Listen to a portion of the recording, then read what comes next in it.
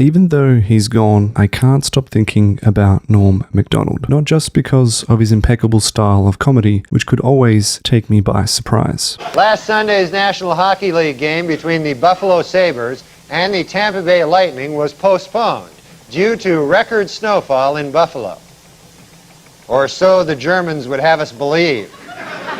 No, to me, his comedy wasn't the only surprising element of his character. It was also his intelligence. Norm was someone much more than just a comedian, but who was also an interesting thinker, someone who spoke about life in such a different way that makes me appreciate him even more as a person. And as I've grown to watch and listen more to clips, interviews, podcasts, I've quietly fallen just as much in love with his comedy as I have with his outlooks on life. But I try meditation, try that, you know.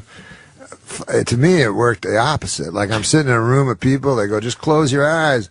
They go, thoughts will happen. No fucking kidding. Racing hellish thoughts, you know.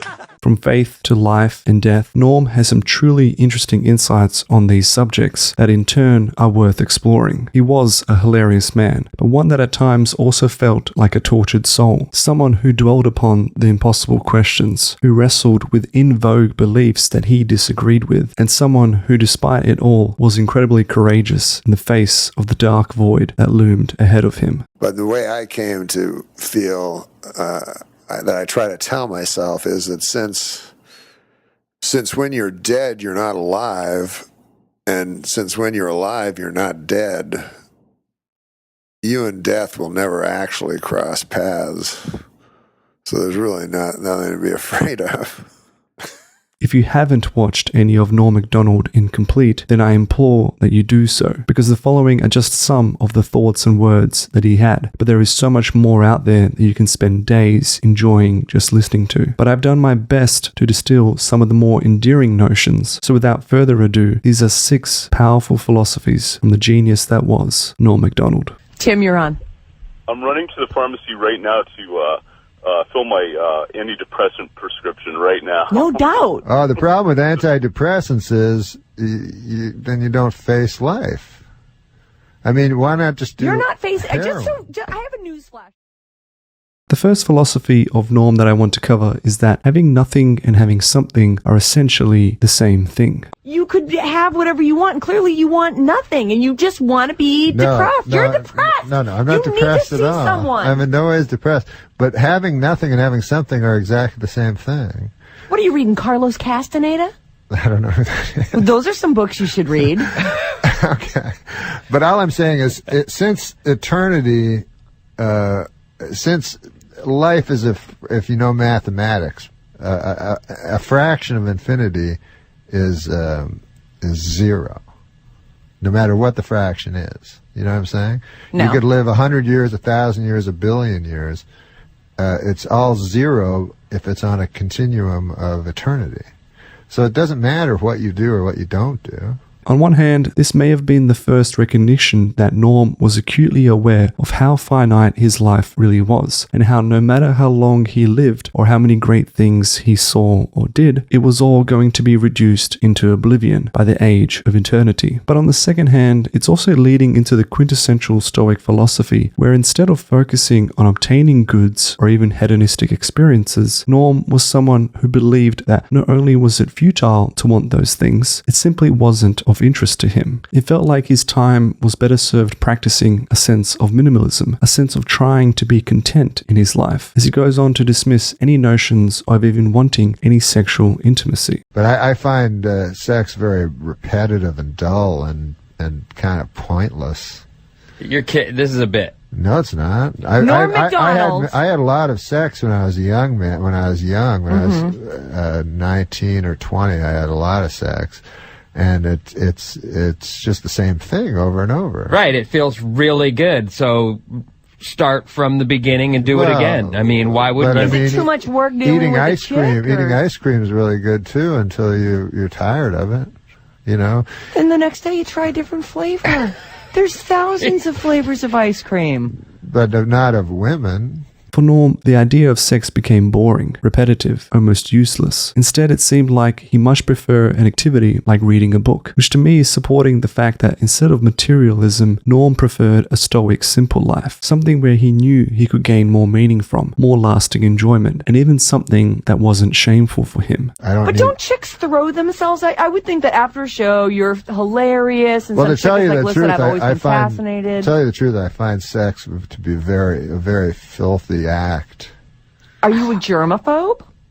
No, I don't mean filthy. I mean filthy in the sense of shameful. Really? Were you raised Catholic?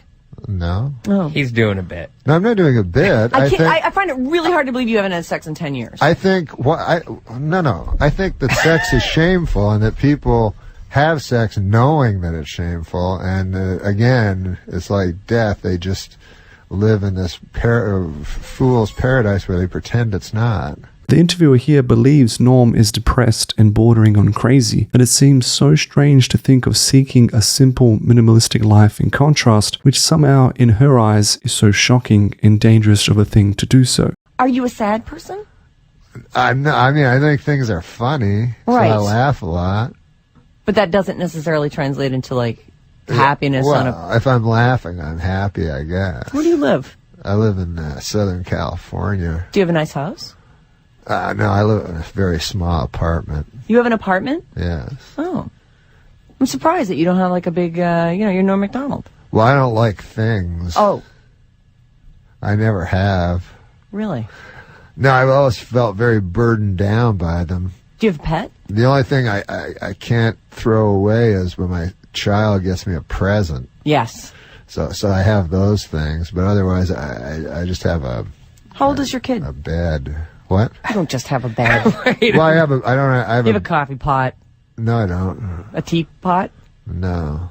But how could wanting less actually be a bad thing? To me, Norm was onto something more by reducing the external pleasures around him. And I just love listening to him destroy her arguments so effortlessly. How easily he turns the tables on her, from making her sound like the crazy one and him normal by comparison. This doesn't make him a depressed individual. It makes him the exact opposite. Someone who's gained the wisdom that comes with age to know the difference between fleeting pleasures and the experiences that will last longer, even despite his recognition of however short life may be. Norm's belief in having something as the same as nothing wasn't just about realizing the futility of life. It was about figuring out what he could do with this fact and how he could live better day to day. To do so, he chose to live simply, not extravagantly, to live honorably, not shamefully. Steve, you're on the air with allegedly not crazy Norm Macdonald. Full of it. Norm, you're still full of it. Full of it? Uh-huh. I can't believe you guys are going along with this. I mean... So you don't believe it? You think he's been laid in the last 10 years, and he's got a very full, happy life, and he's just showing us this, like, pretend Norm Macdonald. Seeing how long he can drag you guys along with this, and you guys are just going along with it. No, we're not. This is it. Yeah. That is it. I've been saying it's a bit all along. Aren't you listening? Well, either way, it's the same. Oh, my God. One of the more contrarian philosophies Norm expressed related to his hatred for identity politics and the whole notion of choosing to constantly identify yourself with a certain image or movement, which for him worked counterintuitively to what most people believed in. Instead of empowerment, this was oppression in disguise. I hate that we force people into identifying themselves by little tiny...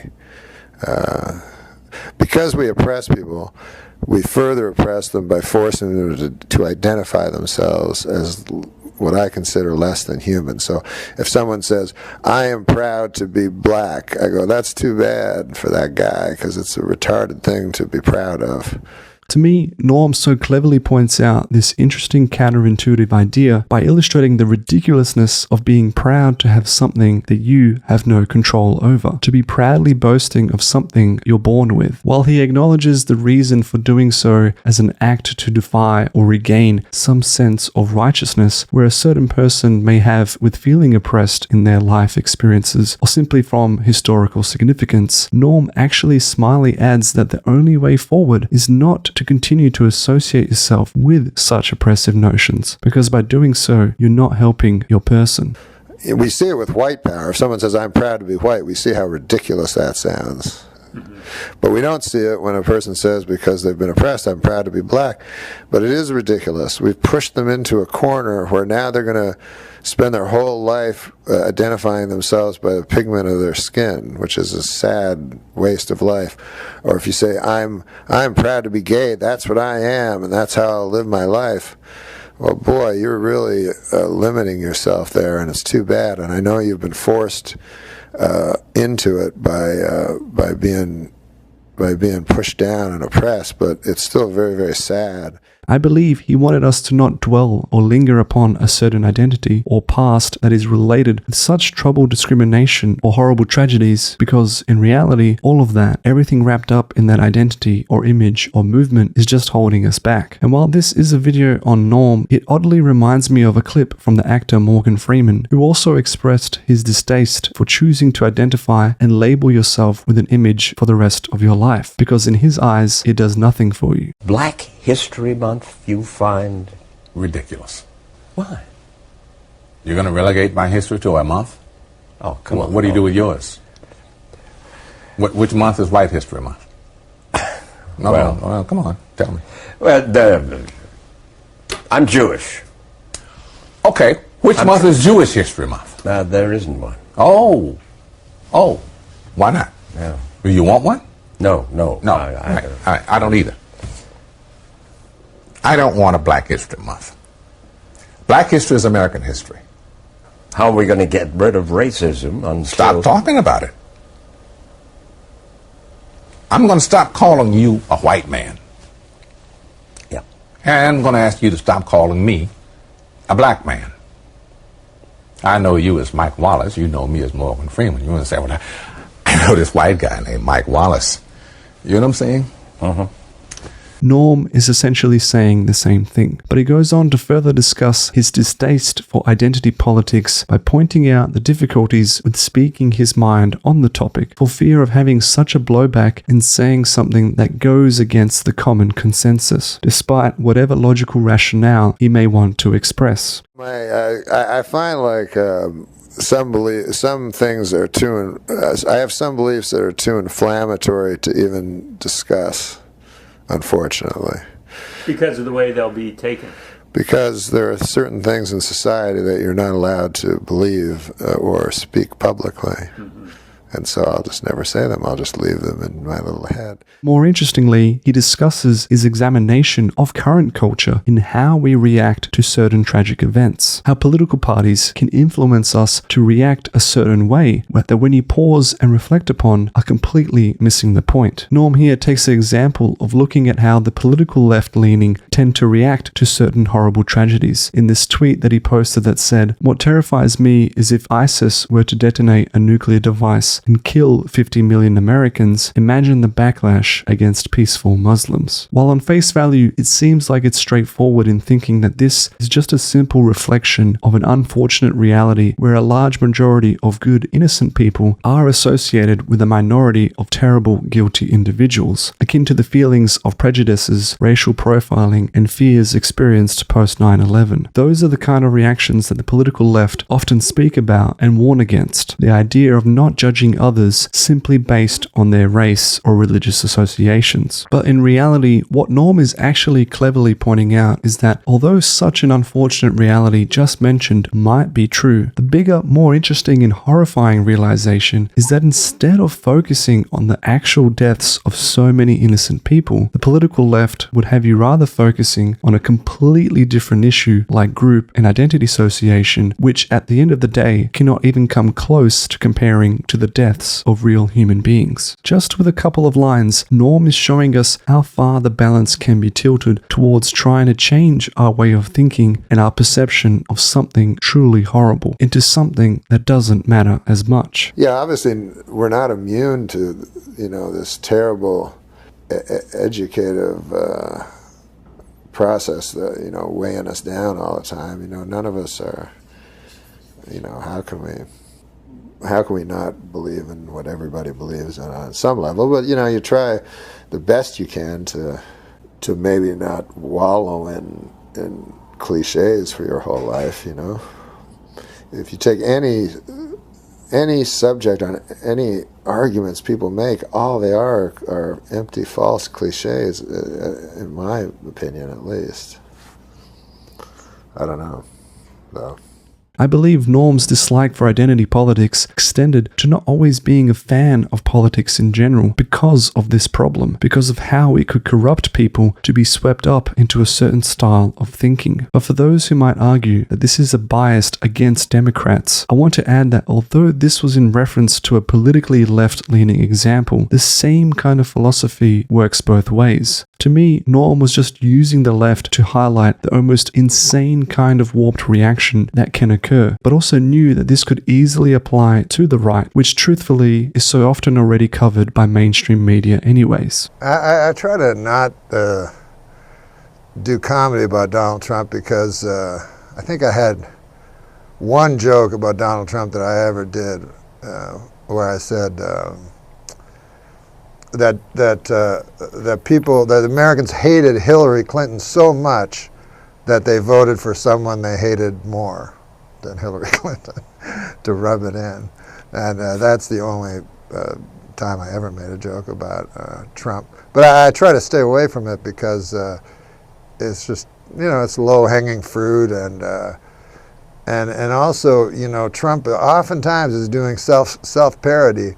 And nothing looks dumber than if you parody self-parody. You really get caught not understanding. While everyone was seeing things one way, Norm looked elsewhere. He found it more interesting and shocking to see things from a different vantage point, to assess not just the common belief in something so seemingly simple, but to analyze and provide a counter-belief that challenged it. Norm wasn't saying the right or Republicans in general were correct, but he was trying to point out that the opposite side, by default in the left or with Democrats, wasn't necessarily correct either. Norm saw a certain truth that laid regardless of identity politics. To him, it seemed that identity politics was just one of the worst things to come out of the current pop cultural zeitgeist, and rather than wanting to go with what was popular or in fashion, he chose to take the path least taken, and that in some ways was far harder and riskier for his own career. Had Norm not been the genius that he was, and perhaps been at the height of his powers based on so many years being a legendary comedian, I almost think such beliefs on this topic would have easily got him cancelled and dismissed without a thought. Thankfully, I feel that the world has since slowly adjusted to tilt those scales back in balance. But if it hasn't, then I hope reflecting on the essence of what Norm was really trying to get at here could do so. Well, I can't say my friend's name, but he said his biggest fear is that ISIS or some terrorist group like that would get a hold of a dirty bomb and explode it over a major city within the United States and kill tens of millions of people. Because then the blowback against innocent Muslims would be absolutely terrible. Yeah, that's right. That's true. Okay, let's do some jokes. The next philosophical standpoint is by far one of the hardest and strangest to unpack for myself, as it deals with the ever-common question of, if there really is a God, why could there be such horrible events and actions in this world? Here's what I believe. If there is a God, and if he is good, and if he created the universe and the earth, then an all-good being, what can he create? He can't create good, because that would just be expansion. So all he can create is bad. So he creates bad, and then in a cool twist, the bad that he creates is allowed itself, in a godlike way, to create good from the bad. Because originally God created good from the bad, then bad from the good, and then he gives man the exact opportunity. So just from a standpoint of logic, which, is what atheists always try to say, I believe that there is an answer for the question of why God allows horrors. And that's what I come up with. This is pretty tricky to unpack, and though I'm not convinced I've nailed it perfectly, I still find it important enough to analyze for this video. So I'll do my best to understand what these statements exactly mean. In Norm's belief, he places God as originally being good, but adds to this definition that in order to truly be a creator, they must be able to create something that hasn't been done before. Hence, if God had already created good, then by that definition, he cannot create anything else that's good because it wouldn't be something new. It would be, in his eyes, expansion, which is why Norm adds that the only thing left to create is of something bad. But here's the other interesting element to this. Perhaps because God is originally an all-good being, God's reasoning for why they created bad was to allow there to be good that can come out of it. Instead of just leaving the world with this horrible evil within it, perhaps Norm is stating that God is allowing the world and us within it this opportunity to take something bad and to turn it into something good, to transform a force of evil into a force of good. But I like the laughter is so important to me. You know, I'm talking about me laughing, sure, not hearing other people laugh, right? But me laughing because I'm so emotional and so sensitive that I can be broken, you know, and I know I can, you know, and so laughter is what keeps me. It really keeps me going, you know. Now, this might be the classic view of finding the silver lining, but I think it may go beyond that in how Norm sees God as giving humanity this ability to do a tremendous amount of good that could perhaps only happen from overcoming a tremendous amount of evil. It's not so much a justification for the unspeakable evil that occurs, that idea being that, well, only good things can happen if something bad happens first, but rather that despite all of the evil and bad and wickedness that can come into this world, even if it's at the hands of the creator that made it all, there is this almost divine ability within the world and within all of us to create goodness for others and for ourselves. We have this ability to choose to be good, to do good things, in spite of all this horribleness and evil, in spite of the realization that our God has seemingly forsaken us. Whether this is the ultimate test for humanity put forth by God is up for debate, but the most important part is to realize that this incredible feature that we possess and that the world has to offer is that an evil doesn't have to remain an evil, that an evil can be transformed. And perhaps Norm recognized this as the ultimate act of God that we mere human beings could all do, to turn the bad into good, to choose to act divinely instead of cowardly, to change our world for the best. In other words, to be our own creators. Last week I asked this priest, this rabbi, I was saying, like in the Old Testament, they have the Lord's Prayer. And in the Lord's Prayer, he says, lead us not into temptation, but deliver us from evil. And I said, how could God lead us into temptation? It's without his boundaries, you know, it's without his fence. God can't do that, if I'm correct about the God of the Old Testament. He cannot. It's not in his nature. You know, the devil can, but not God. The next belief is one that I've seen a bit of confusion on when it comes to how people pictured Norm Macdonald, as it stems from him being a Christian and having belief in God when so many others wouldn't really associate such a religious belief with him. No, I have very strong belief in intuition.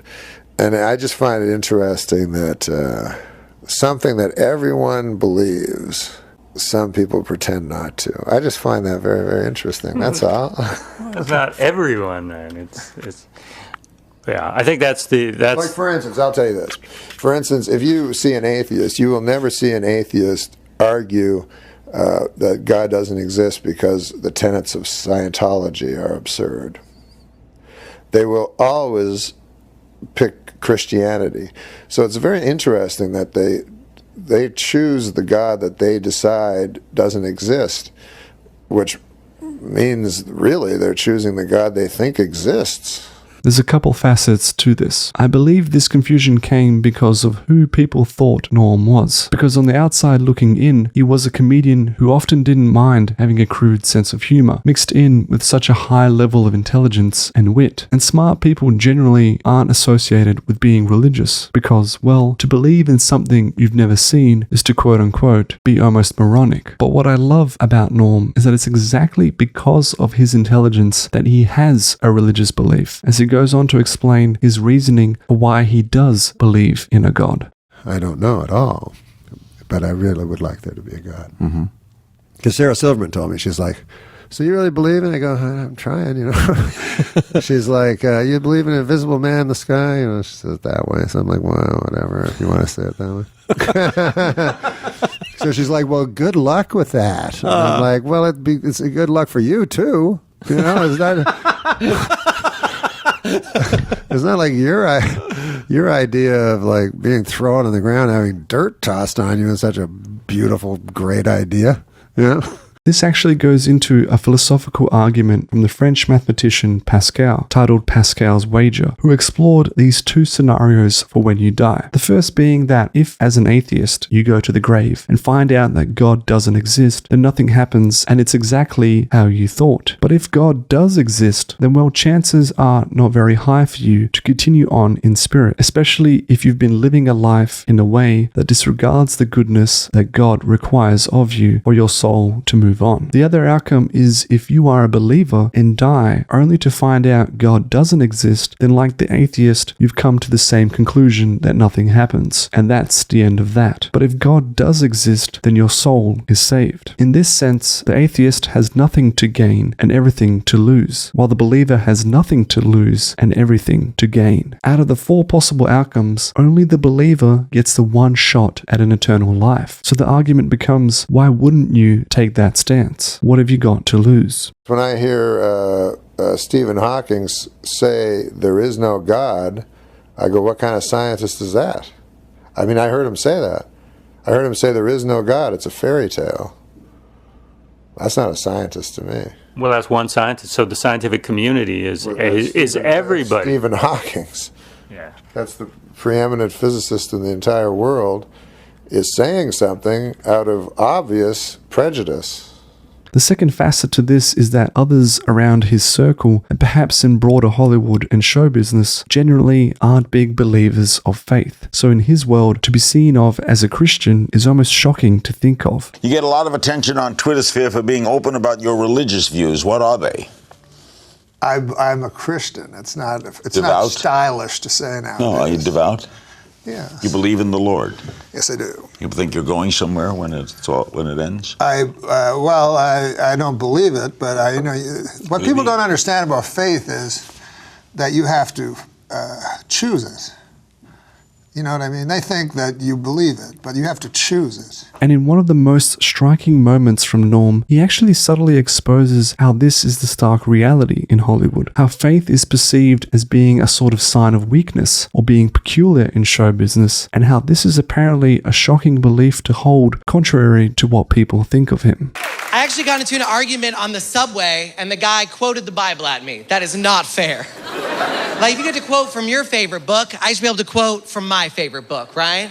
He was like, men do not live on bread alone, Matthew 4:4. And it's like, everybody's a little bit magic, Harry Potter, chapter 7. It's not a fair fight, right?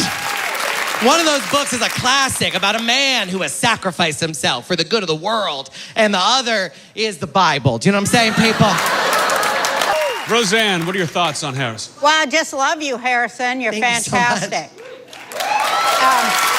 And you're real brave. I mean, the stuff you're talking about, Bible jokes, that's some brave.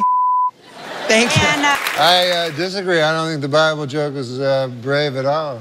I think if you're going to take on an entire religion, you should maybe know what you're talking about.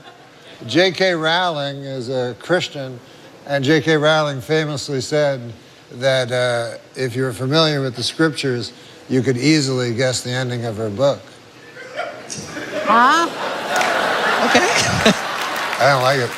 While Roseanne points out how brave it is for this comic to be almost doing anti-Christian jokes, Norm so cleverly counters how in reality it's not actually brave at all. In a city like Los Angeles, where being a Christian is not just dumb or idiotic, but also not in style, the bigger risk is to come out as a Christian and to preach of your faith. Because how could you do so in such a city where, one, that's not rewarded or practiced at all, and two, how could you live intelligently with yourself while holding this almost nonsensical belief? For Norm, he thought the opposite. And when people try to tell me that God is not important, but that this nonsense is important, I couldn't disagree more. This nonsense being life.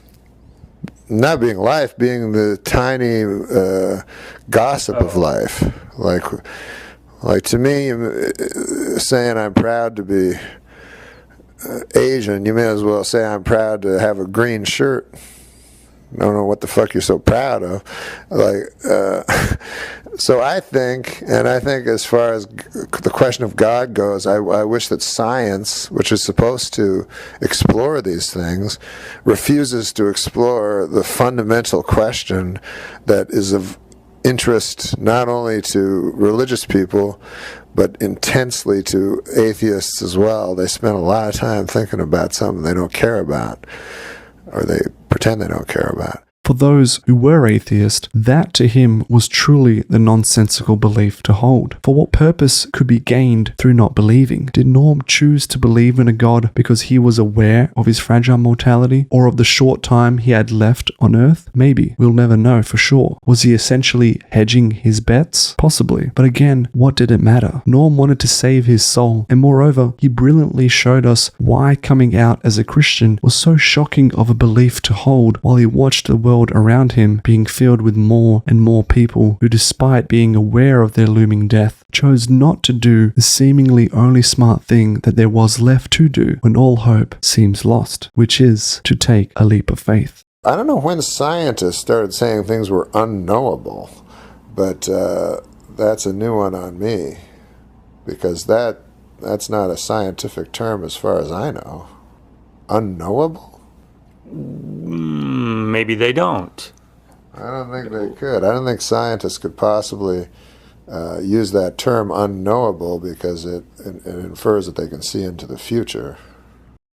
One of the more unique philosophical standpoints I discovered comes from where Norm challenges one of the most well-known philosophies from the great Socrates, who said that the life unexamined is not worth living. To Norm, he found the opposite to be true. You think about your life, because Socrates said a life unexamined is not worth living, which I don't agree with, but especially after examining my life.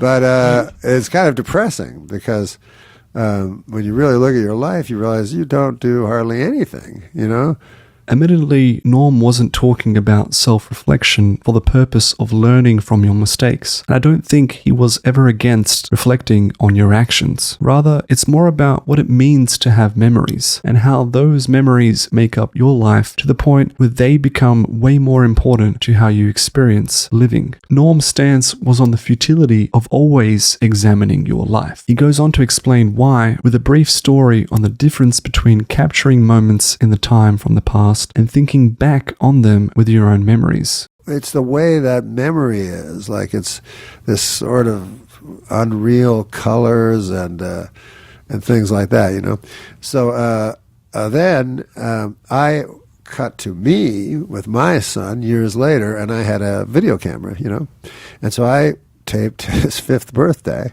and it was like 2 hours. And then I watched it, and I'm like, I'm not going to show this to my kid. Like, it's just the most banal. Nothing happens. Just a kid walks from here to here, and then he's off. Another kid walks here, and then another kid, and then they say nothing to each other. And I'm like, I'm not going to show this to my kid. Like, I want him to remember things as he thought they were, not as they actually were. Sure. I love that kind of idea that when you're in the moment of living out a happy experience like a birthday, because you're so likely so present in such moments, you think it's the greatest of things. Everything becomes so wonderful, particularly so as a child. And this could also apply to other celebrations such as a wedding or a religious event. But if you were to look back on the footage from that said event, it might not necessarily capture those exact happy feelings, which is what I believe Norm was talking about. I'm not saying all birthday or wedding videos are unfun or unhappy to create or watch, but there is something about the banality of our past experiences and perhaps just of life in general, which isn't always exciting. Life can sometimes be just innate, but in Norm's eyes, most important was what we really took away from those experiences in the memories that lived on way past when the event had ever occurred. I do want to also add the caveat that while memories were important to Norm, he also recognized the interesting faults that they had, mainly with how wrong they could be. I've always found it odd that people remember things falsely. And I know it's false because I'm in the story. Mm-hmm. So a guy will go, remember that time you caught that big fish? I go, I never fished in my life. It was a huge fish. I'm like, I'm telling you, I've never caught it. I've never gone fishing. I've never been in a boat. Man, it was fun. We went and ate it in a cabin. I'm like, okay, whatever. You know, they're so convinced of it. Right. You know, that even the person, and then I start to go, I don't know, maybe I caught a fish. Like, you know, then my memory suddenly becomes suspect. Maybe he was talking about the bigger picture stuff, the bigger moments you'd remember, or moreover, the emotions and feelings you would harbor and hold on to from those experiences, even if there was the possibility of them being false ones. To Norm, having memories was still important to him because they were the difference between feeling alive and present versus feeling dead and wayward. And he equates this sort of need to remember things at least as vague memories or emotions instead of 100% accurate detailed accounts with a comparison to Alzheimer's patients. And he presents this interesting philosophical debate. And, you know, people say live in the present, which is fantastic if you can do it. But on the other hand, who lives in the present? Alzheimer's patients. They do. That's absolutely true. And it's a nightmare. And here's an interesting thing. A person will go, like, if you could go to I'm going to ask you a question, Chris. Okay.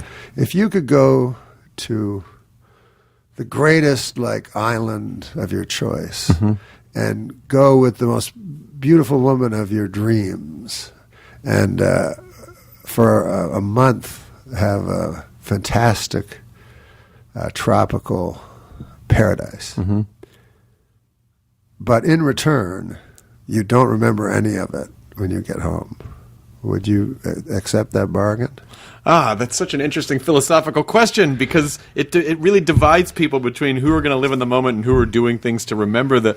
I mean, well, people do. That's the interesting thing. People go, I'm going to go to Hawaii and I'm going to get the best pictures. I'll take them, bring them back. You know what I mean? Like, that I 100%. So they're going to go to a place in the future to record the past, right? I completely. So, and you know, in this decision you have to make, a month of your life goes by. Right, that's gone. Would you not do it? No, I wouldn't do it. No. You wouldn't I'm just going to say no. Yeah, because you just feel like if you can't recall the experience and it didn't happen, then it's useless. Yeah. The fact that Norm wouldn't take up this idealistic 1 month getaway is testament to supporting his belief that memories of his life are so crucial to his existence. If he had just taken such a trip, he might as well not even be able to call himself alive, because how could he be if this version of himself, this almost identical twin or separated multiverse duplicate, never even existed in his original reality? He's not talking against the benefits of living in the present, but he is cautioning against sacrificing precious moments from the past. So anyways, I guess I was thinking when I wrote, based on a true story, that, you know, that the past is faulty memory and the future is the great catastrophe to come. We know what the future is. Right. So we don't want to contemplate that. Right. And so then all we have is what we call the present, you know, which is obviously the past. Yes. Like what we've been doing for this time is not the present. It's all been the past. It seemed like Norm wrestled with the past, present, and the future and their intertwined, complicated connections, where he wondered deeply of what really mattered in the end when it came to thinking back on his own life and of what he had seen or done. Ultimately, I believe he realized that just like his life, time was ever so fleeting. Norm didn't want you to look back on an unexamined life where you could capture every detail as accurately as possible, because not only could you find it boring in some parts, perhaps that's not the point at all. It was more important to remember the culmination of those experiences as a collection of feelings that ultimately formed your perceived memory of that event. That was the key, not to look back on life, but to remember how you felt. I was trying to think of if you could, this could be a self-help thing or something, because all history, when you think about it, is ancient history. Once it's gone, it's gone. It doesn't matter if it happened 10 seconds ago or 10,000 years ago. Right. It's no longer exists. So if you could have that perspective, like if you meet an 80-year-old man, and only in country and western songs are they brokenhearted, but if you realize, if you meet actual 80-year-old men, you're like, do you ever remember a girl breaking your heart? They're like, yeah. They don't remember anything about that. They're just trying to get through the day. Finally, while Norm had many notions on life, he also had a key belief when it came to death and for the best approach to it, on how he wanted to handle his exit from this world, particularly if he was ever faced with a terrible illness. And that way was to do so secretly, quietly, without alerting anyone to what was happening, because for him, that was the most courageous thing to do. She was like, well, my mother had breast cancer, and now I have breast cancer. And I'm like, well, it's everybody. Like, they think it's so special when everyone gets cancer and dies. Like, that's not great. What if we just ended the podcast? But it's almost like the height of narcissism to think that you're going to you're going to be so brave as to talk about it in person. Right. Whereas all you're doing is just garnering sympathy for yourself. Well, I guess that's true. How is that brave? It seems cowardly to me. As he tells this story of the famous late actor Richard Farnsworth, it's interesting to look back in hindsight and how relevant the story is for Norm's own life. It's almost as if people had been paying close attention, they would have realized that something similar was exactly how Norm was always going to play it out for his own life at the end. Like, I remember Richard Farnsworth was an old character actor, and he did a David Lynch movie called The Straight Story, and riddled with cancer, his last movie, and very frail. And it's a fantastic movie if you ever get a chance to see it. So anyways, the point of it is that Richard Farnsworth was nominated for an Academy Award for the movie. And if he had said he was filled with cancer, he would have won for sure. Sure. But instead, he didn't say it. And in fact, no one knew it. His family didn't know it. He kept it from everyone. And then he was a stuntman before he was an actor. He did what they call a stuntman's death, which is you put a shotgun in your mouth and with your toe you pull the trigger and blow your head off. Oh my God. And so that to me is courageous. Like, you're not being a burden to your family. They know nothing about it, and then you're gone. I remember hearing the news of his death and, like most, feeling a certain sense of shock, as you kind of always do in these instances. But now when I hear those thoughts from Norm, I'm less surprised. Norm wanted to face life head on, and in his eyes, it was futile to bring anyone else into that burden that he had. Moreover, I don't believe he wanted anyone else to worry for him, to add additional stress. For Norm, courage came from facing death head on, to do it alone, to stare at it face to face, and to do his best to tell it that he was not afraid, no matter how much deep down he was. Courage in this form meant that his fear of death was to remain a burden that he had to handle and carry by himself. And man, looking back on such a journey, it's damn near incredible that he faced such a horrifyingly long battle all on his own. Who do you call if you have a problem or something is going down in your life? Who do you call? I don't. I try to look at life headlong. I feel, Are you telling me you don't have a confidant in your life that you call up and say, I'm not feeling too hot, someone to talk crap out with? Or... No, I don't. I used to do that kind of stuff, but what happened?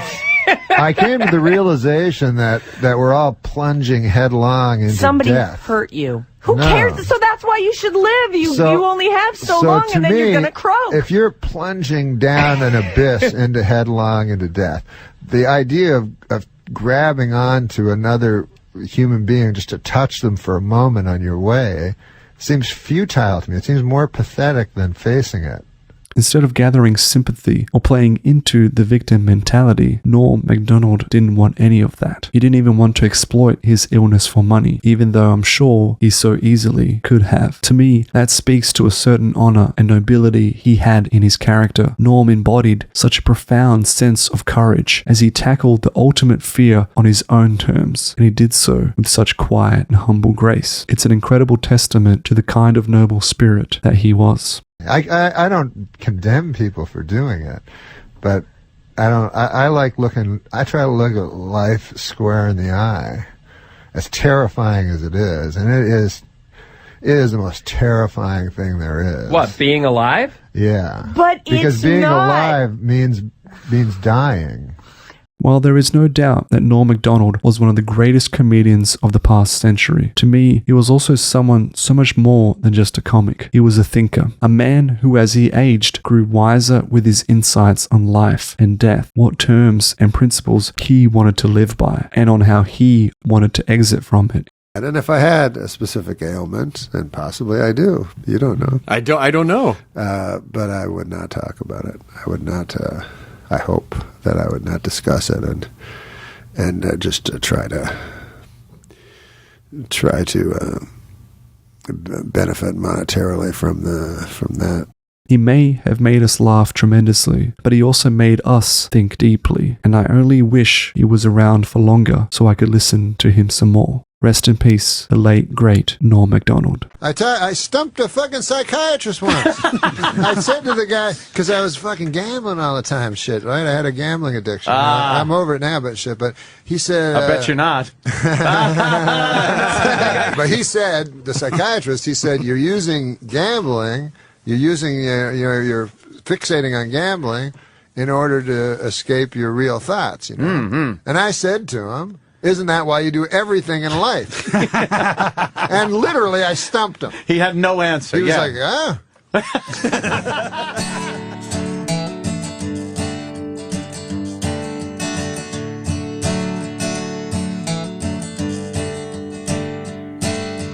People say I'm crazy, doing what I'm doing.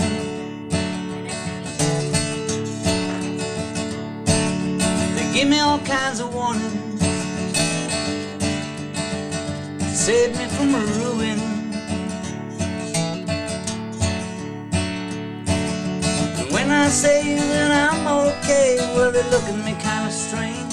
But surely you're not happy now, you no longer play the game. People say I'm lazy, dreaming my life away. Well, they give me all kinds of advice designed to enlighten me.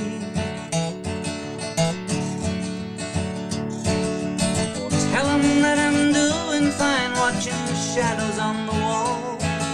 Oh, don't you miss the big time, boy, you're no longer on the ball. I'm just sitting here making the wheels go round and round, and rock the watch them roll.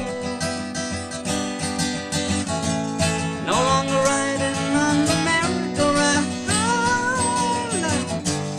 I just have to let it go.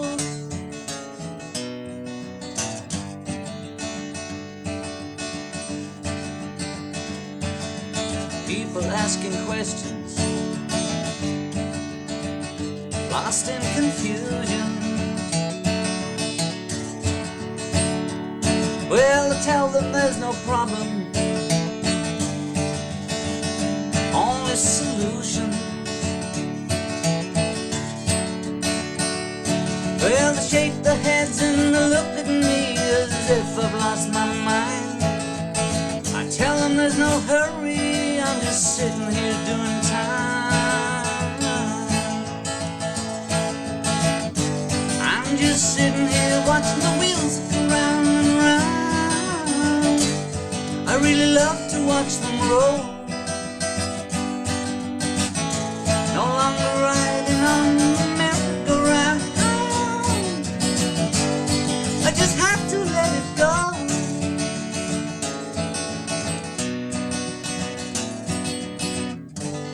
I just have to let it go.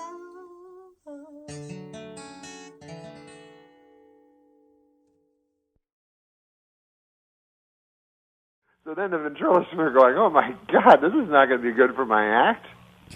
The malevolence factor. So they went to like sort of a sleeping bag with a face on it, the big exactly. plush thing. That's what it looks like. Uh-huh. But no, Rusty's would, my guy. Wait a second. Saberhagen, you have to isolate that quote. That is going to be played regularly on this show. Rusty's wood, my guy, is the funniest thing I've ever heard. Yeah, man. Oh, tell me about Rusty. Hey, what, another guy canceled? I don't know. What's Rusty look like?